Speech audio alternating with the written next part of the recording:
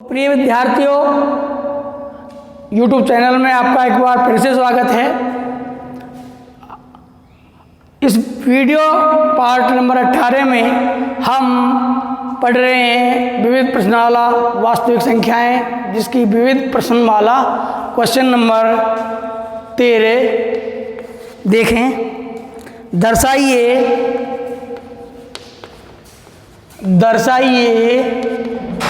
कि कोई धनात्मक पूर्णांक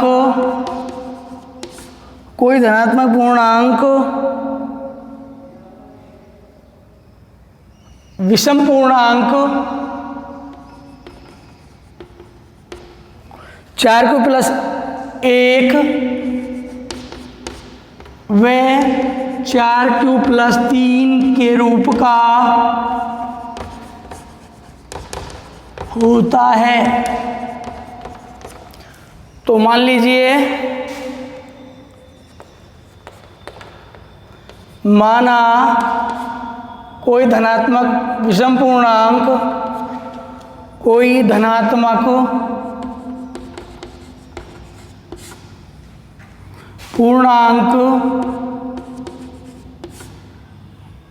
या विषम पूर्णांक मान लें, पूर्णांक a है, तो यूक्लिड विभाजन को हमने पढ़ रखा है। यूक्लिड विभाजन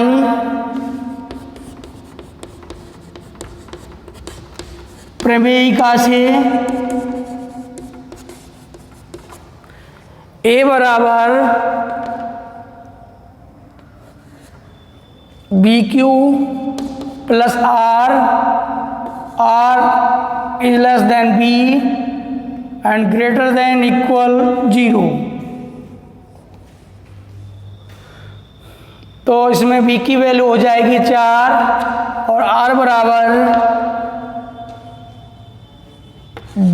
0, 1, 2 और 3। अब R बराबर 0 रखते हैं। R बराबर 0 रखने पर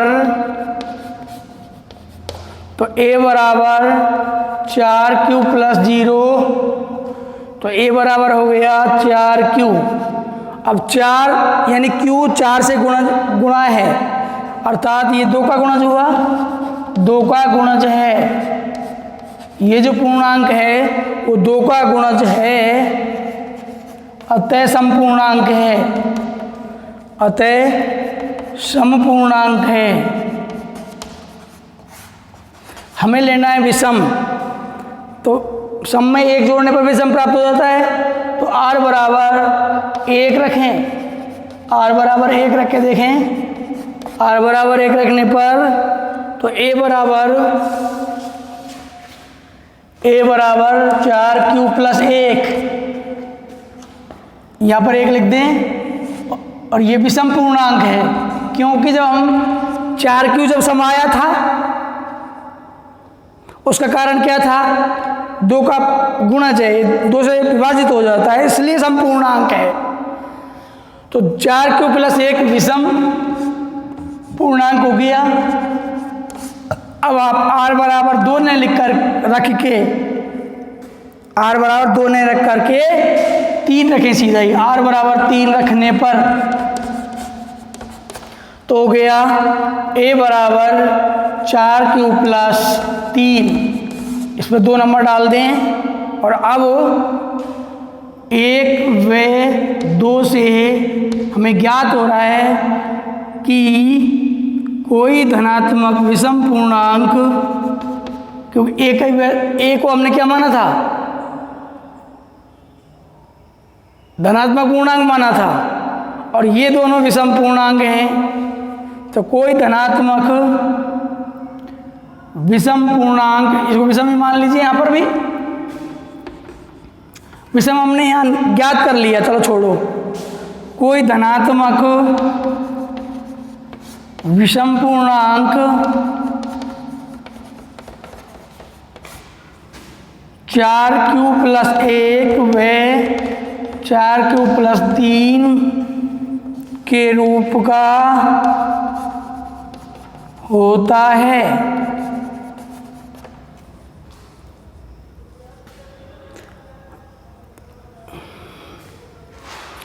अब क्वेश्चन नंबर 14 देखें।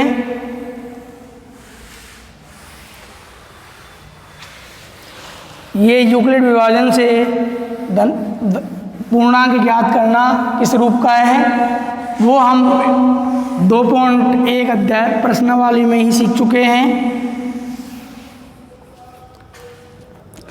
क्वेश्चन नंबर 14, सिद्ध कीजिए दो क्रमागत धनात्मक पूर्णांकों गुणनफल, क्रमागत धनात्मक पूर्णांकों का गुणनफल 2 से भाज्य है।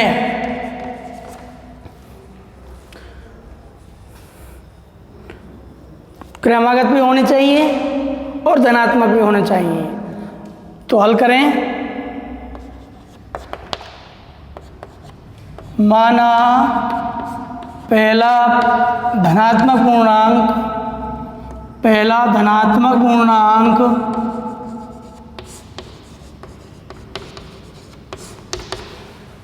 ए या एन ले लेते हैं, एन है। तो दूसरा क्रमागत धनात्मक पूर्णांक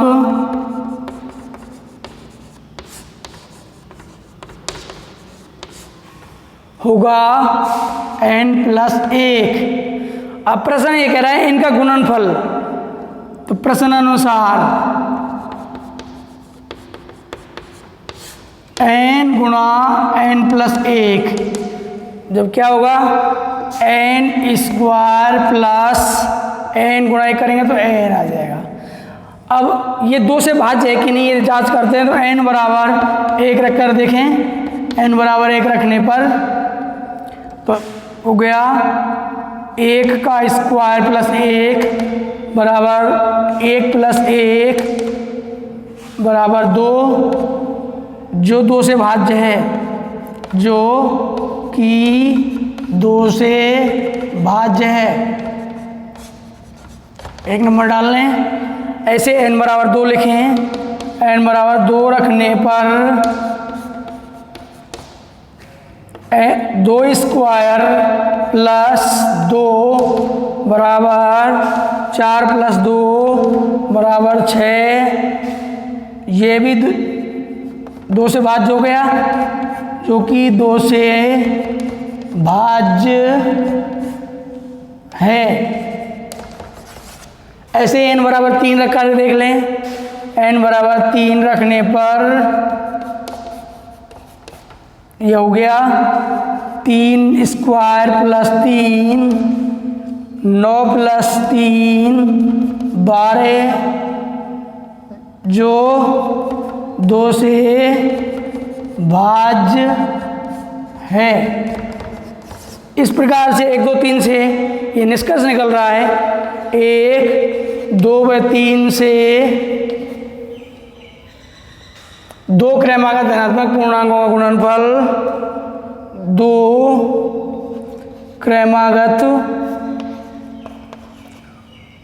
क्रमागत धनात्मक पूर्णांकों का गुणनफल 2 से भाज्य है, 2 से भाज्य है। इस प्रकार से आप ये सिद्ध कर सकते हैं कि 2 क्रमागत पूर्णांकों का धनात्मक पूर्णांकों का गुणनफल 2 से भाज्य होता है। अब क्वेश्चन नंबर 15 देखते हैं।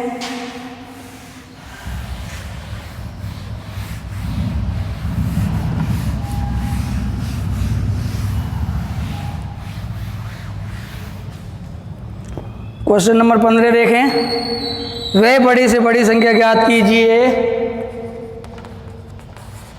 वह बड़ी से बड़ी संख्या ज्ञात कीजिए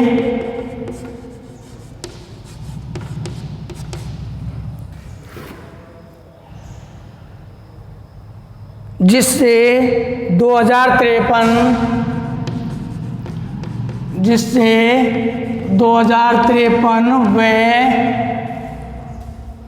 967 को विभाजित करने पर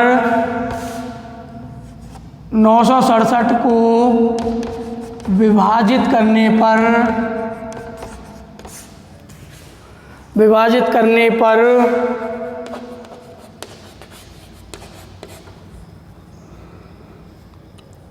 शेषफल क्रमशः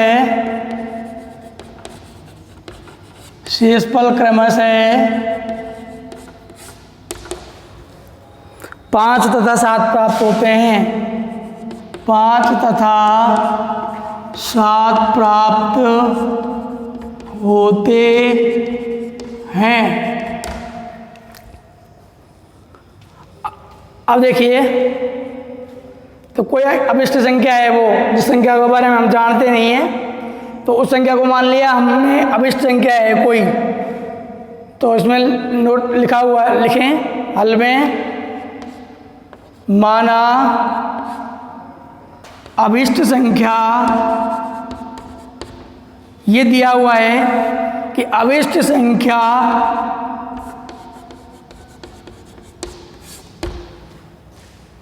उस संख्या को हमने अभिष्ट मान लिया, माना अभिष्ट संख्या द्वारा 2053 व 967 को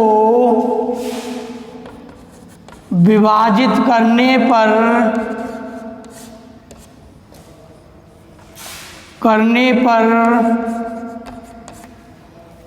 5 व 7 शेषफल छोड़ती है। 5 व 7 शेषफल छोड़ा जाता है।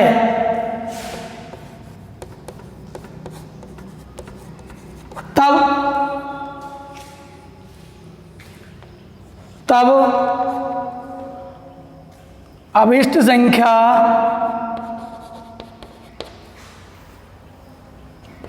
अभिष्ट संख्या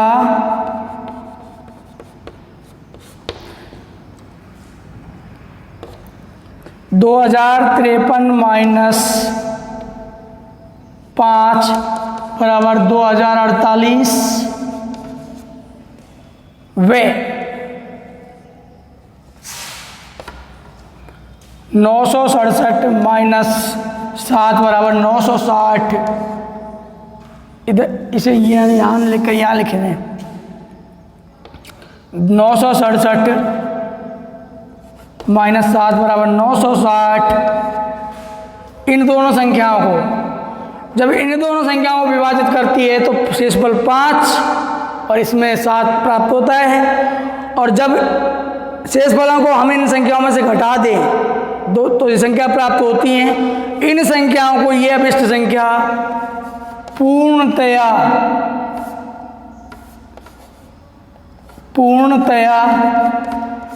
विभाजित करेगी।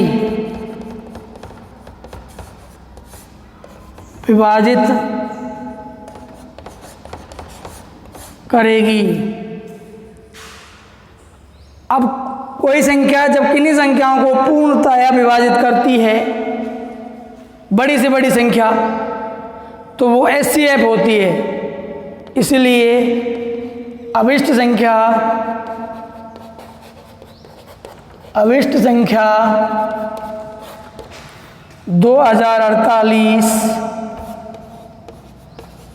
व 960 का HCF होगी। अब HCF ज्ञात कर लें, तो HCF ज्ञात करते हैं, गुणनखंड विधि से कर लो चाहे यूक्लिड विभाजन से कर लें। तो यहाँ 2048 के बाद गुणनखंड करके देखते हैं कितना प्राप्त होता है। 2048 फिर गुणनखंड करें तो 10 24 2 512 2 256 2 128 2 64 फिर 2 32 2 16 2 8 2 4 2 2 तो 2 1 2 3 4 5 6 7 8 9 10 11 यानी 2 की घात 11 2 की घात 11 और 960 के आवाज गुणनखंड करते हैं। 960 के आवाज गुणनखंड करके देखें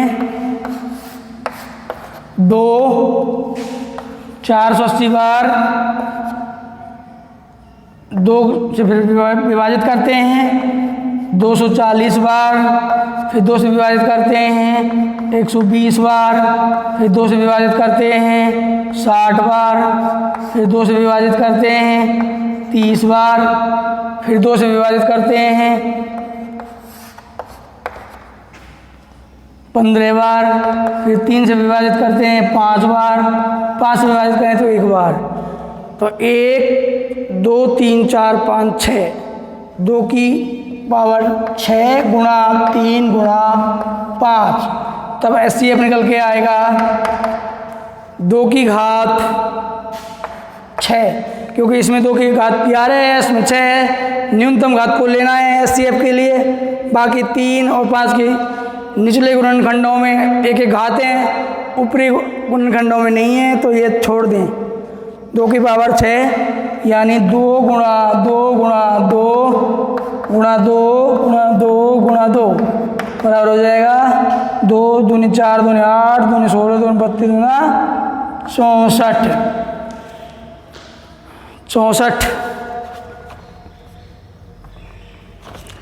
प्राप्त होगा। तो वो अभिष्ट संख्या 64 होगी।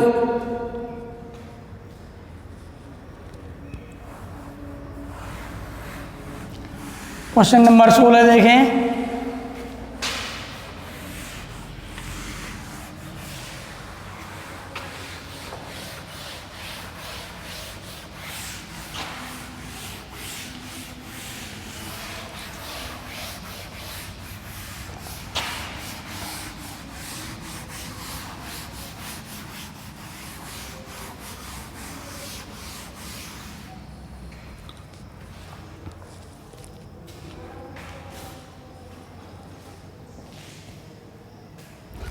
क्वेश्चन नंबर 16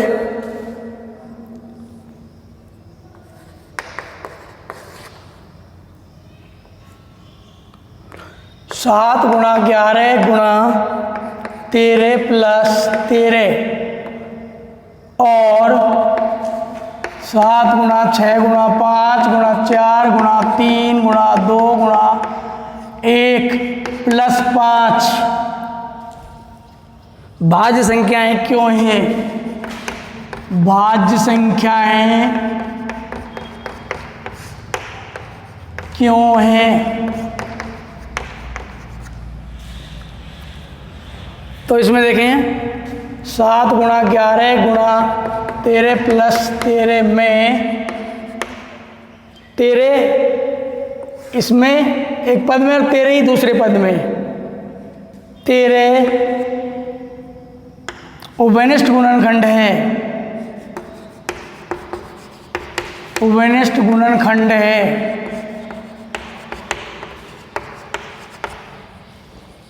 इन गुणनखंडों में भी 13 है और यहाँ भी इस 13 वाले गुणनखंड में भी 13 है। दोनों पदों में 13 उभयनिष्ठ गुणनखंड हो गया।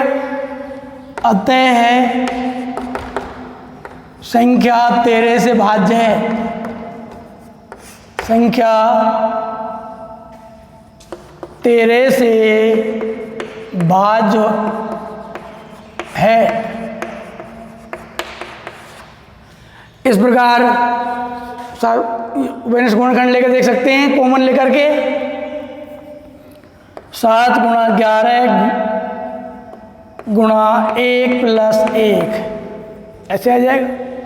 अब दूसरा गुणनखंड ले लें, वो दूसरी संख्या 7 गुणा 6 गुणा 5 गुणा 4 गुणा 3 गुणा 2 गुणा 1 प्लस 5। इन दोनों में 5 उभयनिष्ठ गुणनखंड है, में 5 उभयनिष्ठ गुणनखंड है। उभयनिष्ठ गुणनखंड है, अतः संख्या 5 से भाज्य है। उभयनिष्ठ गुणनखंड निकाल लें। 5 7 गुणा 6 गुणा 5 को 5 भाग देने पर 1 आएगा यहाँ, गुणा 4 गुणा 3 गुणा 2 गुणा 1 प्लस 1, अतः संख्या 5 से भाज्य है। अतः संख्या 5 से भाज्य है। तो फिर 2 नंबर डाल लें तो 1 व 2 से दोनों भाज्य संख्याएं हैं। 1 व 2 से दोनों भाज्य संख्याएं हैं, भाज्य संख्याएं हैं। क्वेश्चन नंबर 17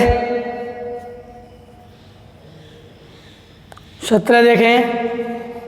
क्वेश्चन नंबर 17, दो संख्याएं 306 और 657 का a बराबर 306 पहली संख्या और b बराबर 657 का HCF महत्तम समावर्तक HCF बराबर 9 है, तो लघुत्तम समावर्तक ज्ञात करना है।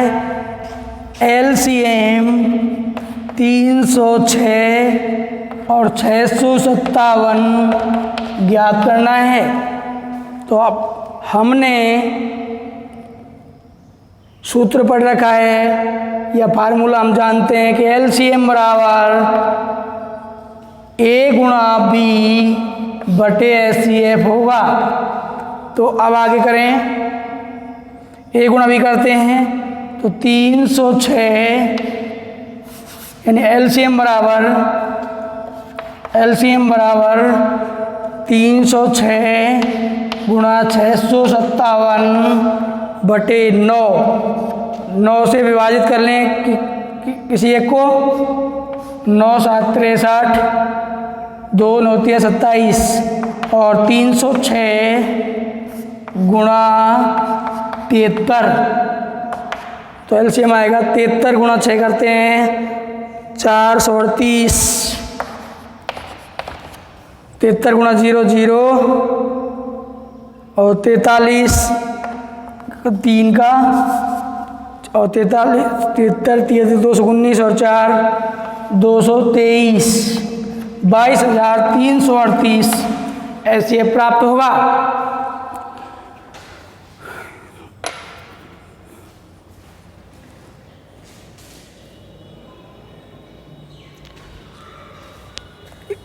क्वेश्चन देखते हैं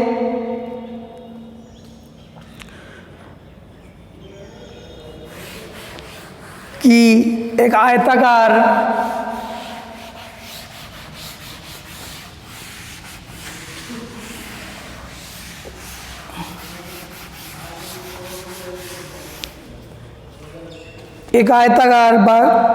बरामदे की लंबाई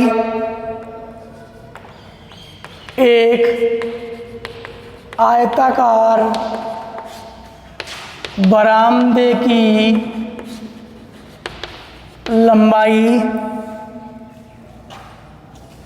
18 मीटर 72 सेमी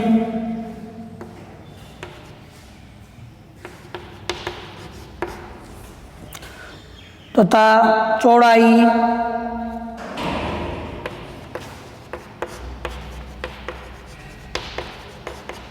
13 मीटर 20 सेमी है।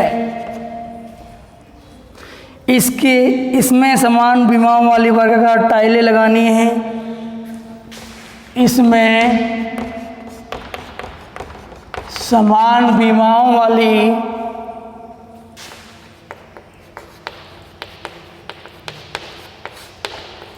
वाली वर्गाकार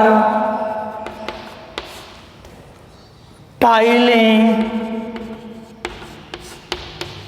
लगानी हैं।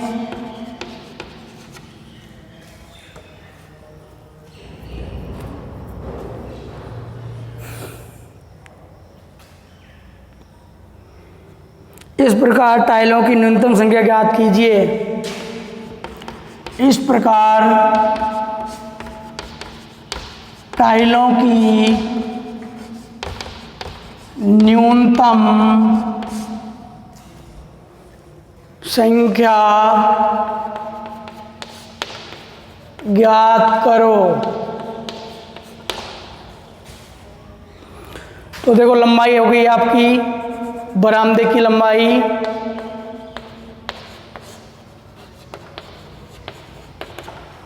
ये 18 मीटर है, 72 सेमी है। दोनों को कंप्लीटली आप सेमी में लिख दें। मीटर के सेमी बनाते हैं, 100 से गुणा कर लेंगे तो 1800 सेमी हो गया, और 72 सेमी यानी 1872 सेमी। ऐसी चौड़ाई लिखें। चौड़ाई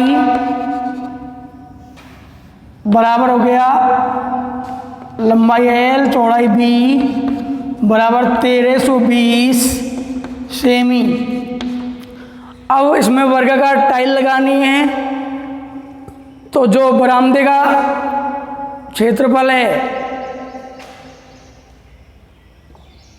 बरामदे का क्षेत्रफल को इस प्रकार विभाजित करेंगे इन दोनों लंबाई और चौड़ाई को कि वर्गाकार टाइल की भुजा आ जाए।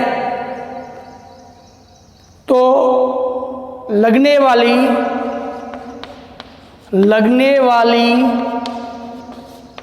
वर्गाकार टाइल की भुजा, यानी जो भुजा निकलेगी वो इन दोनों संख्याओं को विभाजित करेगी। जो SCF होगी 1872 और 1320। अब इनका गुणनखंड करें तो 1872 और 1320 गुणनखंड कर लेते हैं। जैसे 1872 के गुणनखंड करते हैं, 2 से 936, फिर 2 से 468, फिर 2 से विभाजित करें 234, फिर 2 से 117, फिर 3 से विभाजित करें 39, फिर 3 से विभाजित करें